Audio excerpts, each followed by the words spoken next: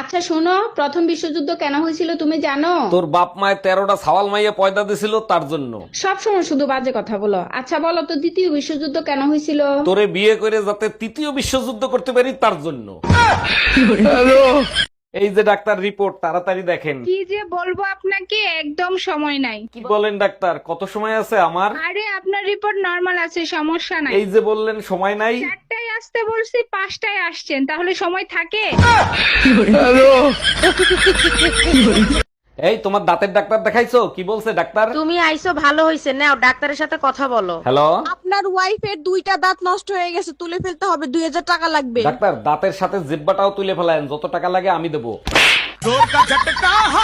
আরে অরুণ ভাই, আপনি তো ম্যারেজ বিয়েতে গেছিলেন, বিয়ের জন্য মেয়ে খোঁজ করতে পাইলেন? না ভাবি, গিয়ে দেখি বোর্ডে লেখা আছে 3 ঘন্টার জন্য লাঞ্চ ব্রেক। 3 ঘন্টা অপেক্ষা করতেন, চলে আসলেন কেন? বোর্ডে আরো লেখা ছিল শেষবারের মতো এই 3 ঘন্টা চিন্তা করেন বিয়ে করবেন কি না।